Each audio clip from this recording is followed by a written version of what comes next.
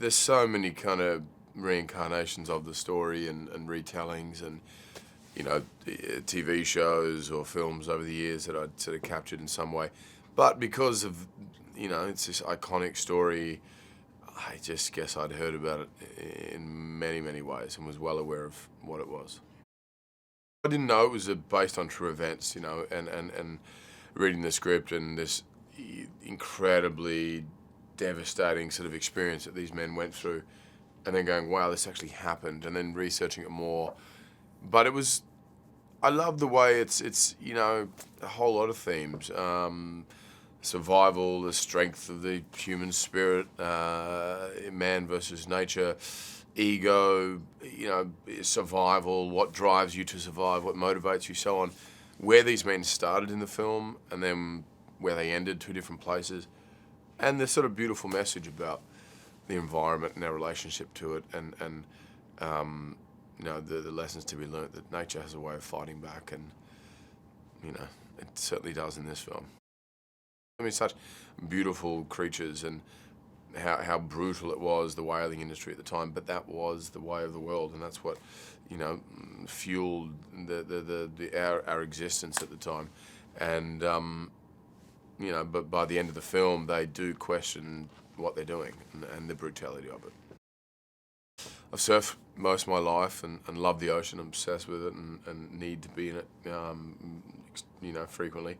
I've never done a whole lot of work on ships though, or boats, and so that was new to me. And we certainly, the first couple of weeks there was a lot of seasickness occurring across the crew, and that was probably logistically what would slow down the shoot. Was the camera guy didn't put the camera down and throw up over the edge of the boat, or the cast members doing that and so on. I was lucky. I was queasy, but not that bad.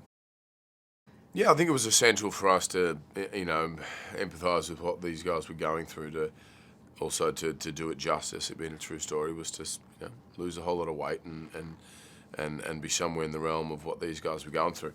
And it was brutal. We started very healthy and fit and well fed, and just every week would reduce the calories more and more until we were down to about 500 or 600 calories. And the sort of insanity that ensues due to that, and the imbalance in your brain chemistry, and how moody you are and sensitive to trivial things and so on, is a bit of a nightmare. Probably more of a nightmare to be around, my wife. So, definitely voiced her frustration at my moods. Yeah.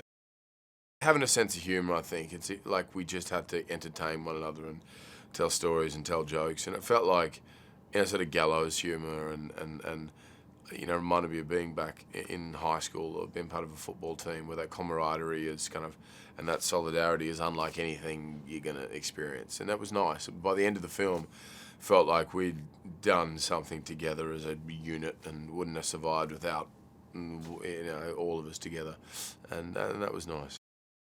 Tremendous amount of heart, constantly, going outside the box and looking for new things to explore and try new things, and takes himself out of his comfort zone and into territories where he's